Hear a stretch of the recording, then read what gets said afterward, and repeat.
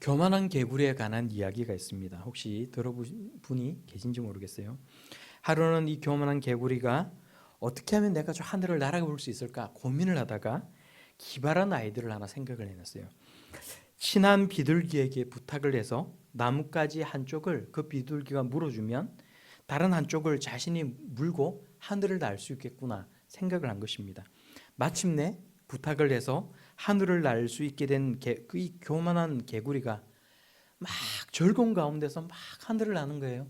근데 땅 밑에 있던 다른 개구리들이 이 교만한 개구리의 모습을 보면서 막 부러운 듯이 막 외쳤다는 것입니다. 와, 이렇게 기발한 아이들을 누가 생각해냈지?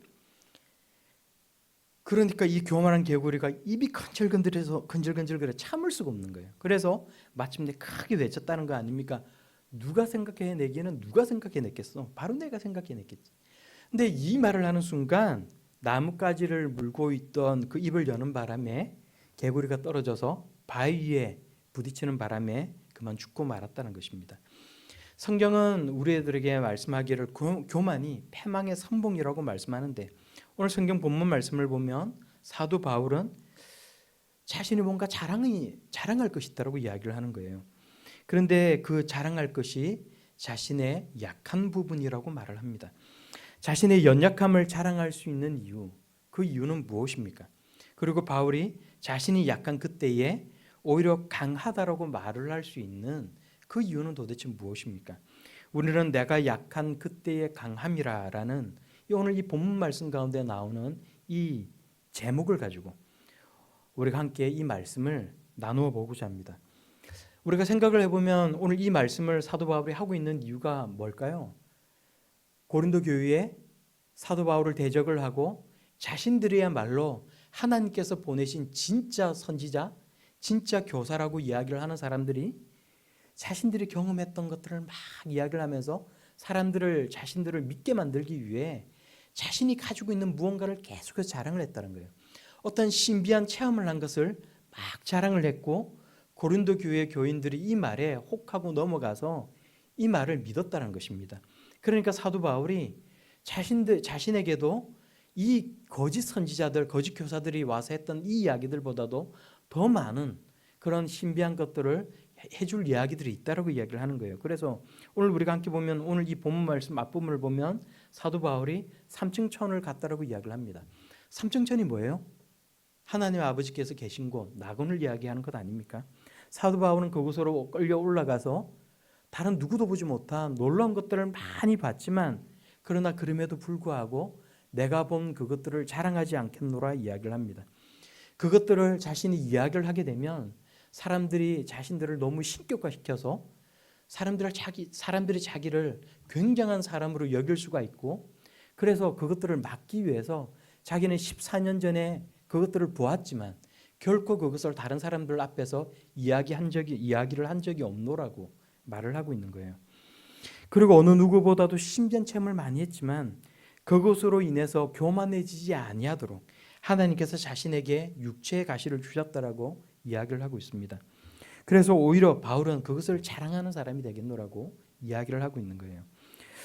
우리는 은혜를 경험하면 그것 때문에 더 교만해지고 더 높아지려고 합니다. 하나님께서 자신에게 특별한 은혜를 주시면 그것을 가지고 사람들 앞에 나아가서 그것을 막 자랑을 하면서 더 교만해지려고 하는 것이 우리의 본성이라는 거예요. 왜 자랑을 해요? 자신이 가지고 있는 그 강점이 축복이기 때문에 다른 사람에게 자랑을 하는 것입니다. 연약함이 곧바로 축복이 될 수가 있는 것은 아니에요. 누군가가 게으른 사람이 있어요. 그 게으른 게 자기의 어떤 약함인데 그것이 축복이 될 수 있습니까? 공부를 못한 학생이 있어요. 자기가 머리가 나빠서 공부를 못해요. 그런데 그것이 축복이 될 수가 있어요?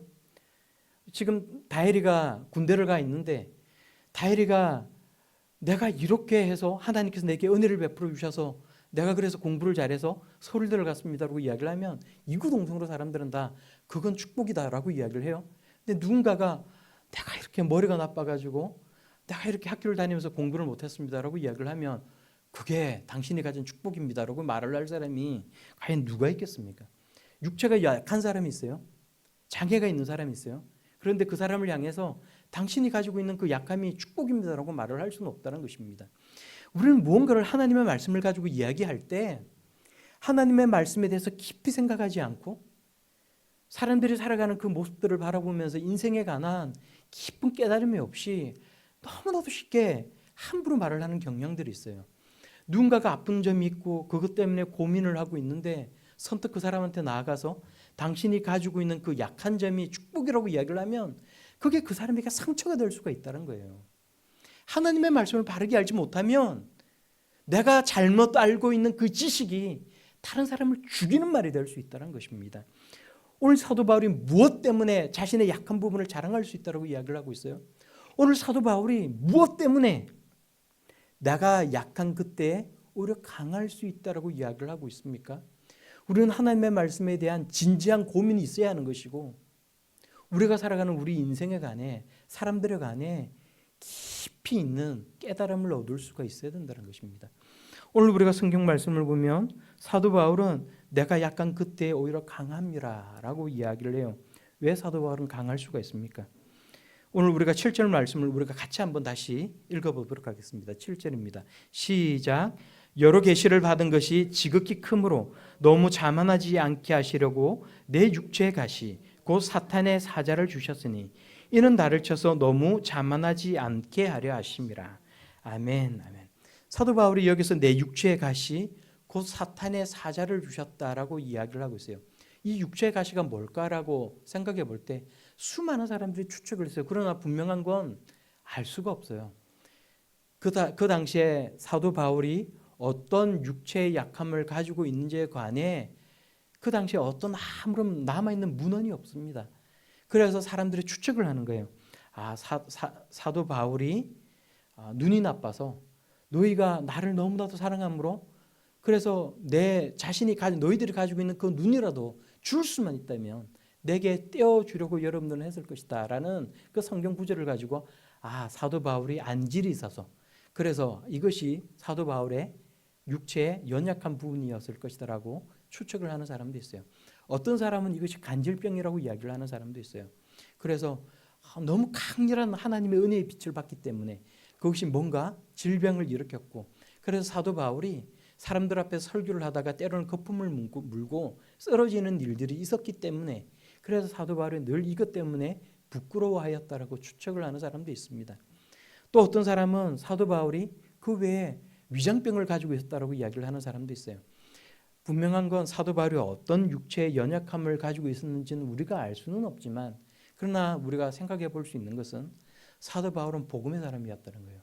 복음을 전하기 위해서 때로는 많이 굶기도 하였고 때로는 강도를 만나서 죽을 고생을 하기도 하였다는 거예요. 때로는 사람들에게 맞아서 돌에 맞아 죽을 뻔하기도 하였다는 거예요.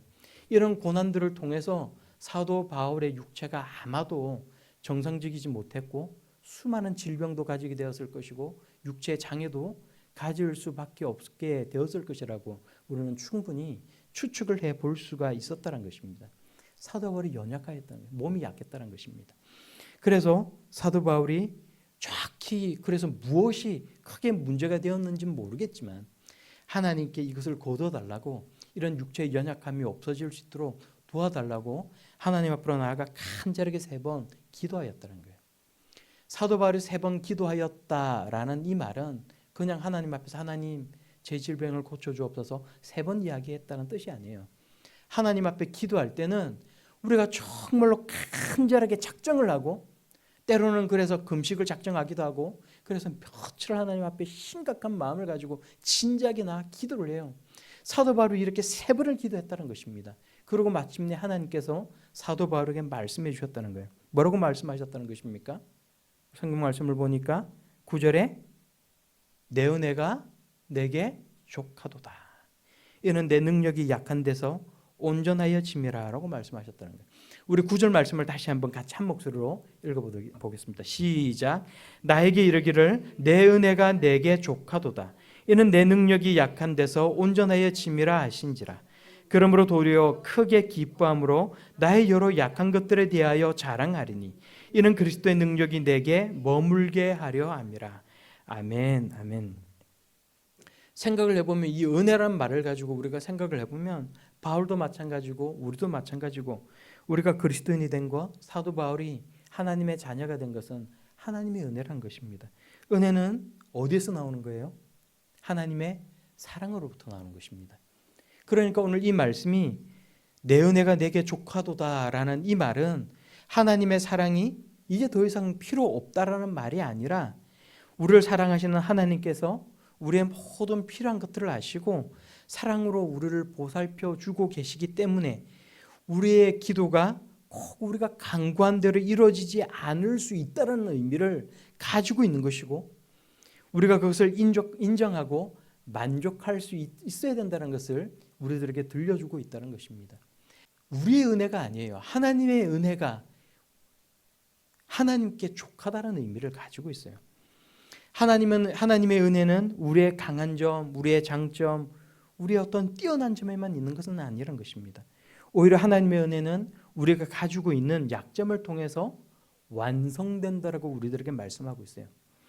왜냐하면 우리가 우리의 약점과 우리가 가지고 있는 그 부족한 점 때문에 겸손히 하나님 앞으로 나아갈 수 있고 하나님 앞에 간절하게 기도할 수 있고 하나님의 도우심을 우리가 구할 수 있기 때문에 그래서 우리가 그 하나님의 도우심을 구할 때 하나님을 의지하게 될 때에 하나님의 능력, 예수 그리스도를 통해 주시는 그 은혜가 우리를 떠나지 않고 실현될 수 있기 때문에 그렇다는 것입니다. 그래서 사도 바울은 그러므로 도리어 크게 기뻐함으로 나의 여러 약한 것들에 대하여 자랑하리니 이는 그리스도의 능력이 내게 머물게 하려 함이라라는 말을 하고 있는 것입니다. 10절 말씀을 보시면 그러므로 내가 그리스도를 위하여 약한 것들과 능력과 공핍과 박해와 공고를 기뻐하리니 이는 내가 약한 그때의 강함이라라고 이야기를 하고 있어요. 사도 바울이 자신의 약함을 자랑할 수 있는 이유가 뭐라고 이야기를 하고 있는 거예요? 우리가 9절 말씀을 보니까 그리스도의 능력이 이는 무엇이다라는 말을 읽을 때 뭐라고 우리가 읽으라고 해석을 하라고 그랬어요? 왜냐하면 그리스도의 능력이 내게 머물게 하려 함이기 때문이라라고 이야기를 하고 있어요. 내가 그 약한 것을 가지고 하나님 앞으로 나아갈 때 예수 그리스도의 능력이 내게 머물고 있을 수가 있다는 것입니다. 내가 나의 어떤 강한 것, 내가 자랑할 만한 것, 나의 어떤 장점만을 가지고 내가 살아갈 때에 내가 교만해질 수가 있기 때문에 하나님의 은혜가 내게 머물러 있을 수가 없다는 거예요. 하나님의 은혜는 언제 완성될 수 있다는 거예요? 내가 하나님 앞에 겸손한 마음을 가지고 하나님 앞으로 나아갈 때 내가 하나님의 은혜를 구할 때 하나님 나를 도와주옵소서 하나님 앞에 기도할 때 하나님의 은혜가 내게 완성되어질 수 있노라고 사도 바울이 말을 하고 있다는 것입니다. 그러므로 하나님 앞에 나아가 내가 자랑할 수 있다는 거예요. 사람 앞으로 나아가서 나의 연약함을 자랑할 수 있다는 거예요. 왜요? 나의 그 연약한 점이 하나님의 은혜를 완성시키기 때문에 자랑할 수 있다는 것입니다. 자신의 연약함이 하나님의 능력을 나타낼 수 있다라고 말을 하고 있는 거예요. 내가 그리스도를 위하여 나의 약한 것들과 능력과 궁핍과 박해와 공고를 기뻐하겠다라는 말은 사도 바울이 막 이런 어떤 고통을 즐기기 때문에 내가 이것을 기뻐하겠다는 말이 아닙니다. 우리가 이 원어적으로 정확하게 이 말을 보면 바울은 약한 것들 속에서 자기가 지금 당하고 있는 그 약한 것들 속에서 그 능력들 속에 사람들에게 받고 있는 그 능력들 속에서 궁핍함 속에서 박해들 속에서 공고함들 속에서 기뻐한다고 이야기를 하고 있다는 거예요. 자신이 현재 당하고 있는 이 큰 어려움들 속에서 그것을 긍정적으로 바라보고 있노라고 말을 하고 있는 것입니다. 우리들도 마찬가지 아닙니까? 우리가 살아가는 우리 인생 가운데 우리가 가지고 있는 약함이 있어요. 우리가 약하다라고 이야기할 때 약하다라는 것은 여러 가지 많은 의미를 가지고 있습니다. 내가 성격이 모가 나서 약할 수가 있어요. 그 모난 성격 때문에 다른 사람들과 원활한 관계를 이룰 수가 없어서 약할 수도 있어요. 육체적인 장애를 가지고 있거나 정신적으로 어떤 문제를 가지고 있어서 약할 수도 있습니다. 육체적으로 어떤 질병을 앓고 있어서 약할 수도 있어요. 건강에 좋지 못한 것도 우리가 가지고 있는 약함 중에 하나입니다. 우리가 여러 가지 힘든 여건이나 어떤 어려운 환경을 겪고 있는 것도 우리가 가지고 있는 약함이 될 수 있어요. 갑자기 찾아온 어떤 고난도 우리에게 약함이 될 수 있어요.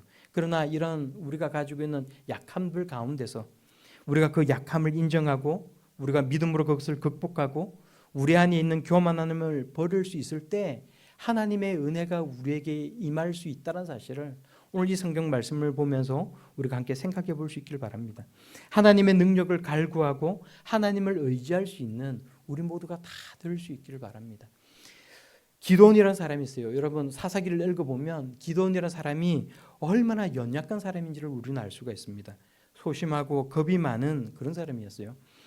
근데 이 사람이 이스라엘 사사로 하나님께 부르심을 받았을 때 미디안 사람들과 이제 전쟁을 하기 위해서 이스라엘 백성들을 이끌고 싸우러 나가야 되는데 너무 겁이 나는 거예요. 하나님께서 이 기도원에게 내게 능력을 주겠다. 가서 싸우라 말씀하셨지만 그러나 여전히 기도원은 두려움 가운데 사로잡혀 있었다는 것입니다. 그런 기도원을 위해서 하나님께서는 말씀하시는 거예요.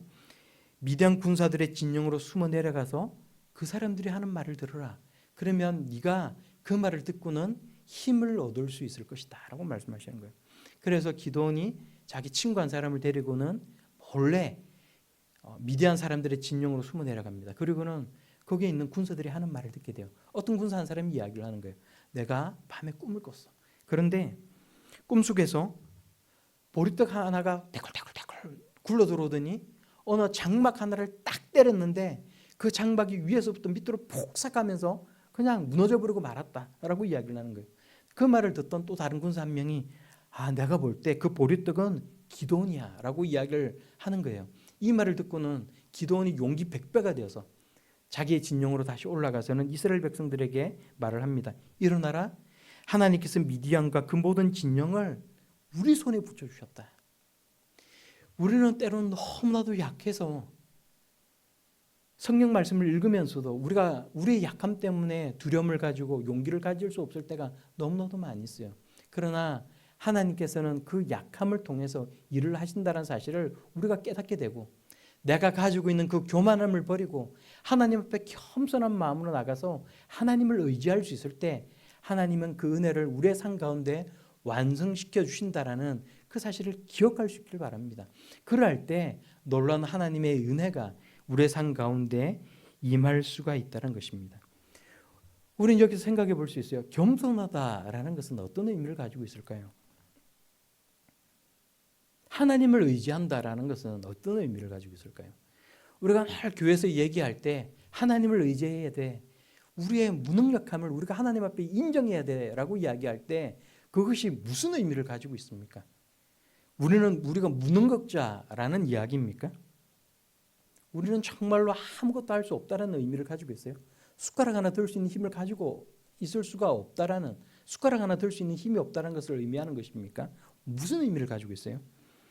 겸손하다라는 것은 무능력하다라는 것과는 다른 의미를 가지고 있습니다. 하나님을 의지한다는 것은 우리가 무능력자가 되어야 된다는 게 아니에요. 내가 뭔가를 할 수 있음에도 불구하고 내가 아무것도 할 수 없다라는 율배반적인 이야기를 해야 된다는 의미를 가지고 있는 것은 아니라는 것입니다. 우리가 살아가면서 자신감이라는 것이 얼마나 중요해요. 아기는 자신의 신체적인 유능감을 가져야만 물건을 자신의 손가락으로 집을 수 있는 데 도움이 될 수 있다고 이야기를 해요. 또 아이들은 자기 효능감을 가져야만 자전거를 탈 때 넘어지지 않고 그걸 탈 수 있다고 이야기를 합니다. 교사는 학생들을 가르치는 데 있어서 유능감을 가져야만 학생들을 더 잘 가르칠 수가 있어요. 초보 운전자는 빨리 운전에 대해서 자기 효능감을 가질 수 있어야만 운전을 잘할 수가 있습니다. 하지만 교만하면 사고 날 수 있어요. 하나님을 의지한다는 것은 우리가 본질적으로 하나님의 창조물이고 모든 것을 통제할 수 없다라는 인간이 가지고 있는 본질적인 한계를 하나님 앞에서 인정한다는 의미를 가지고 있는 거예요. 하나님이 모든 능력의 근원이시고 하나님이 주권자이시고 하나님께서 우리 삶의 모든 것을 섭리하신다는 것을 고백한다는 의미를 가지고 있다는 것입니다. 그래서 내가 가진 모든 능력은 하나님께서 주신 것이라는 것을 인정할 수가 있는 것입니다. 유능감을 우리가 가지고 있음에도 우리의 본질적인 한계와 하나님의 주권을 겸손하게 인정할 때 하나님을 의지할 수 있는 것입니다. 우리가 사회생활을 하면서 교만한 것이 실제로 문제가 되는 것이 어떨 때입니까? 사람의 교만한 것이 실제로 문제가 되는 게 어떨 때예요? 예의의 문제에 있어서 그럴 때란 것입니다. 다른 사람을 무시하거나 마치 자기만 잘난 것처럼 다른 사람들에게 불쾌감을 줄 때 우리는 그 사람을 향해서 저 사람 정말로 건방져, 저 사람 정말로 교만한 사람이야, 이렇게 이야기를 하는 거예요. 그렇지만 하나님 앞에서 교만하다라는 것은 사람의 본질적인 한계와 자신의 한계를 인정하고 싶어 하지 않을 때, 그럴 때 그 사람은 하나님 앞에 교만한 사람이 되는 거예요. 자신에게 있는 것들을 허락하신 하나님의 능력과 그 섭리를 부정하는 것, 그것이 하나님 앞에 교만한 것입니다. 그래서 사람들 앞에서 예의 바르고 겸손해 보이는 사람이라 할지라도 하나님 앞에서는 교만할 수 있어요. 하나님을 의지하지 않기 때문에 그럴 수 있습니다. 하나님을 의지하지 않는 사람, 그 사람이 교만할 수 있어요. 하나님을 의지한다는 것은 내가 정말로 아무것도 할 수 없고 모든 것이 무능력하다라는 그런 의미를 가지는 것이 아니라 내가 가지고 있는 그 한계, 본질적인 한계를 하나님 내가 인정합니다. 하나님 내가 모든 것들을 다 컨트롤할 수가 없습니다. 하나님께서 나의 인생을 주관하고 계십니다라는 것을 인정하는 것이라는 사실을 여러분 꼭 기억할 수 있길 바라요. 육체는 자연스럽게 약해지고 우리는 다 때가 되면 흙으로 돌아갑니다. 이 세상을 살아가는 사람 가운데 아무도 예외가 없어요. 그리고 때가 되면 썩지 않을 몸을 다시 입고 우리 모두는 다 부활할 것입니다. 그때를 바라보며 살아갈 수 있는 우리 모든 인생들이 다 되기를 바랍니다. 우리 육체가 가지고 있는 한계, 나만이 가지고 있는 그 한계뿐만이 아니라 모든 사람들이 육체적으로 한계를 가지고 있을 수밖에 없다는 사실을 우리 모두가 인정하고, 그래서 우리가 우리의 삶을 만들어 주신, 우리의 삶이 그렇게 살아갈 수밖에 없도록 만드신 그 하나님을 바라보면서 하나님께 소망을 두고 살아갈 수 있는 그런 우리 모두가 다 되기를 바랍니다.